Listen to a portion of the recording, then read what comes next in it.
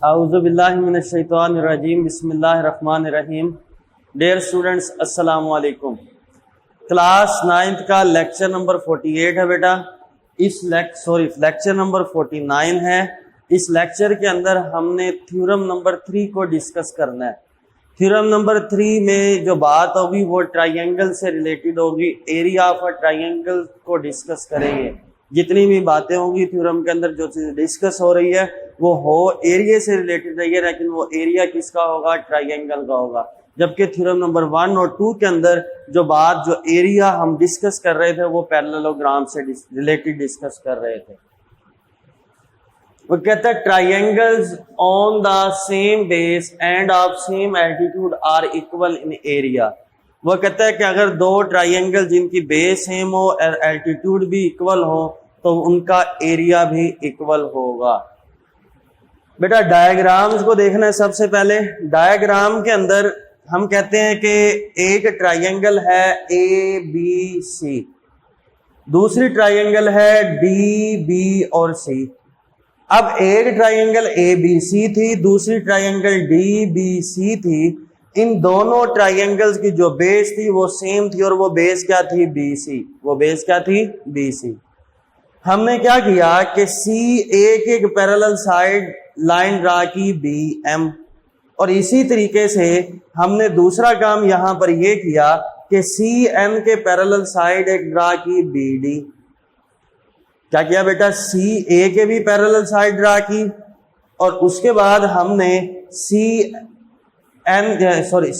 D, देखें बेटा, हमने बी एम ये सी ए के पैरेलल भी एक लाइन ड्रा की और इसी तरीके से बी डी के भी पैरेलल एक लाइन ड्रा की। जो हमने सी ए के पैरेलल लाइन ड्रा की उसको हमने बी एम का नाम दिया और बी डी के जो पैरेलल लाइन हमने ड्रा की उसको हमने सी एन का नाम दिया। और दूसरी बात हमने ये किया कि इन पॉइंट एम एन को ए और डी से ज्वाइन कर दिया। क्लियर होगी नहीं बात? अब हम इसको डिस्कस करते हैं कि गिवन क्या है।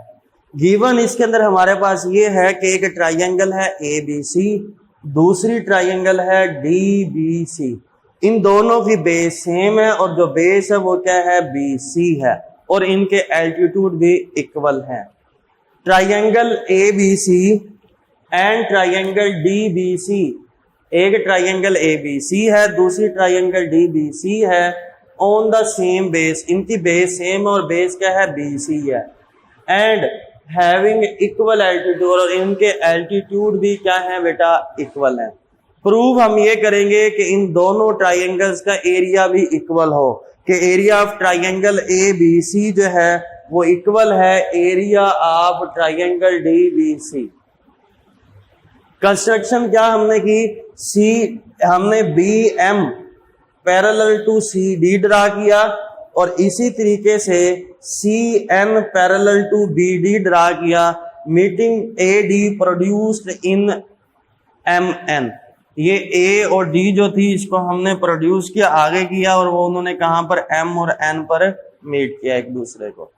Draw B M parallel to C A and C N parallel to B D, meeting A D produced in M N. तो ये जितनी भी बातें थी वो तमाम बातें डायग्राम से बिल्कुल क्लियर शो हो रही हैं। हम इसका प्रूव करते हैं। प्रूव करने के लिए आप सबसे पहली बात ये देखें कि ये जो ट्राइंगल ए बी सी है और ट्राइंगल डी बी सी है, ये दोनों triangle between the same parallel lines हैं। ये दोनों क्या हैं? Between the same parallel lines.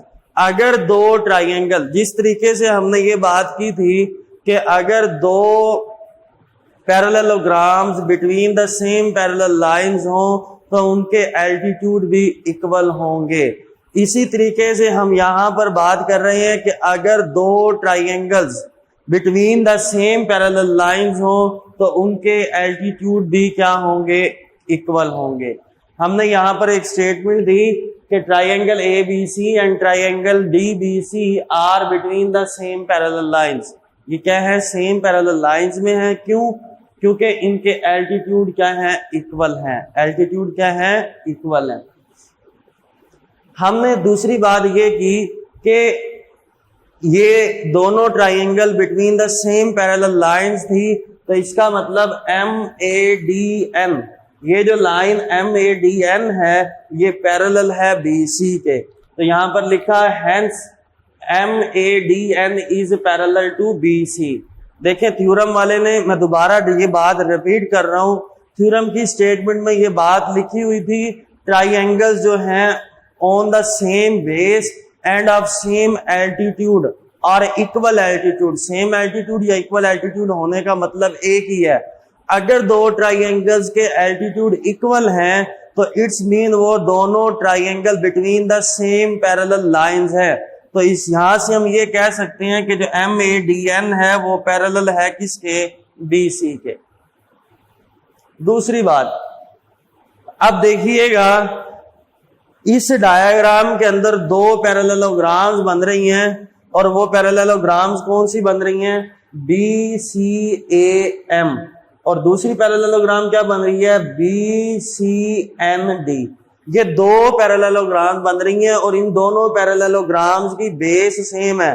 Base क्या है, सेम है, और ये सेम पैरेलल लाइंस के जो लाइंस हैं ये क्या है, between the same parallel lines.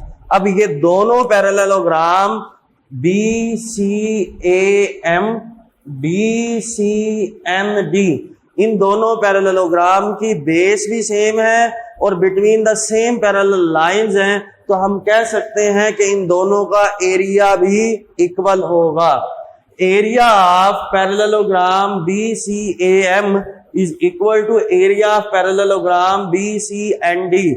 Reason क्या दिया है कि these parallelograms on the same base, इन दोनों पैरेललोग्राम की बेस भी सेम है और इन दोनों की बेस क्या है, BC है, एंड सेम पैरेलल लाइंस, और ये दोनों पैरेललोग्राम जो हैं between the same parallel lines हैं। अब दूसरी बात, अगर हम इस ट्राइंगल पैरेललोग्राम BCAM को देखें तो यहां पर मैं इस पैरेललोग्राम को जरा सेपरेट करके बना रहा हूं।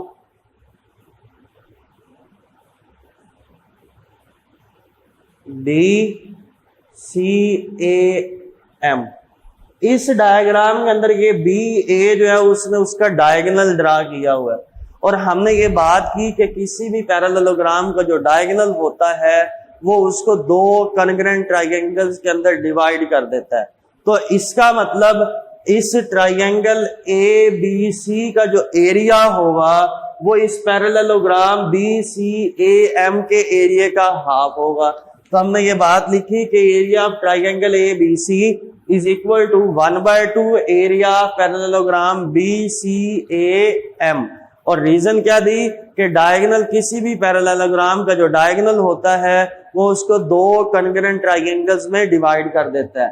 Each diagonal of a parallelogram bisect it into two congruent triangles।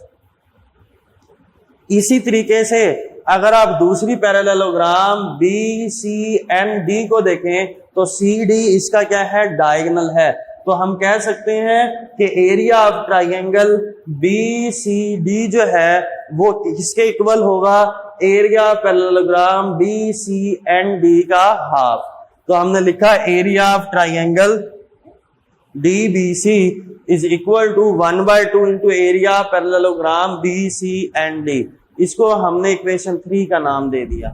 Equation number 1 से अगर आप देखें तो उसने लिखा हुआ है कि दोनों पैरेललोग्राम्स का एरिया इक्वल है। दोनों पैरेललोग्राम्स का एरिया क्या है, इक्वल है।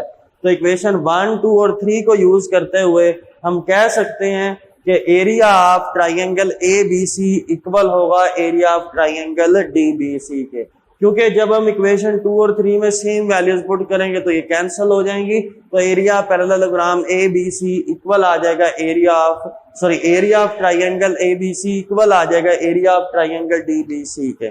तो यही चीज हमने प्रूव करनी थी। ये थ्योरम नंबर 1 और 2 को अगर हम कंपेयर करें तो थ्योरम नंबर जो 3 था वो एक आसान थ्योरम है।